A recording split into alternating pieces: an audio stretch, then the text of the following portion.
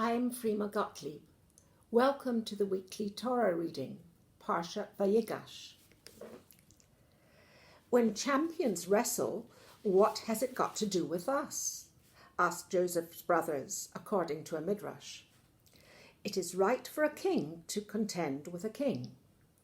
When, in this week's Parsha, Judah comes close to Joseph, his brothers stand back and leave them to have it out. Judah is ready for anything. Goaded beyond endurance by the inscrutable Egyptian and his sophisticated maneuvers, he, in turn, makes his first move. As the two great ones grapple, we don't know if they are engaged in a fight to the death or an embrace. Advantage seems to be all on the side of the Egyptian viceroy. Joseph recognizes his brothers, while they don't know who he is. They are completely in his power. Judah's abasement seems complete. Why then, with all the cards stacked on his side, does Joseph break down?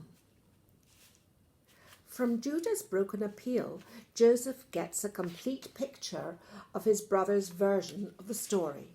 How in their father's emotional world they were second-class citizens, the sense of rejection that drove them to want to get rid of Joseph in the first place.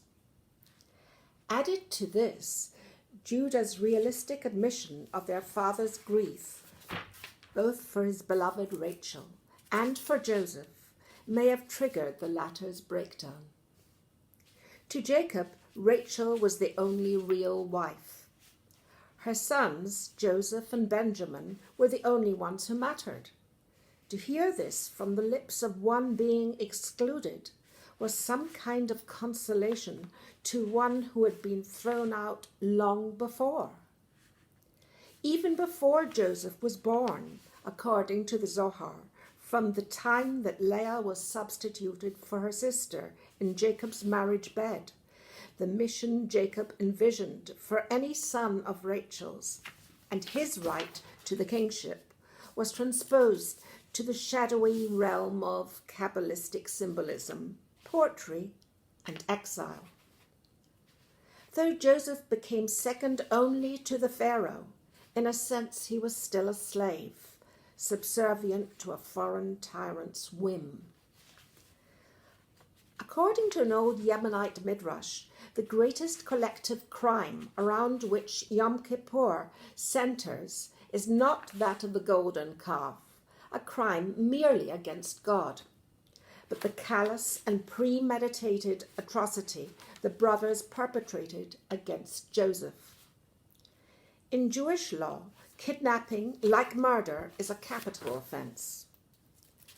To this day, the primal scene of the brothers, adult men, strong in their brotherly network, watching the young dreamer's slow approach and calculating just how they would get rid of him, sends shivers down one's spine.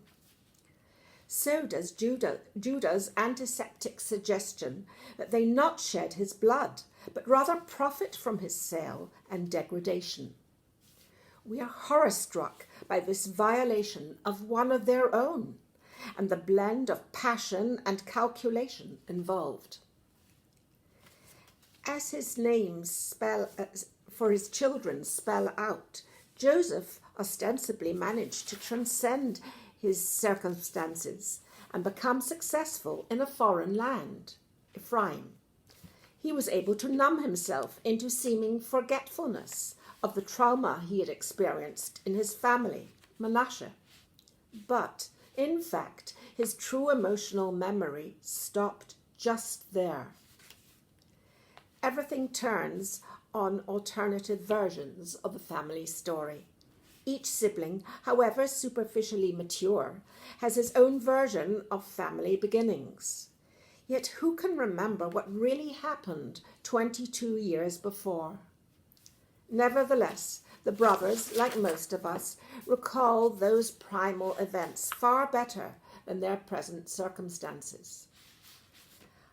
After prefacing his great speech by saying he is wordless, Judah launches into a veritable flood of expressive language, during which Joseph remains silent, still hurting, still traumatized by what his brothers have done to him.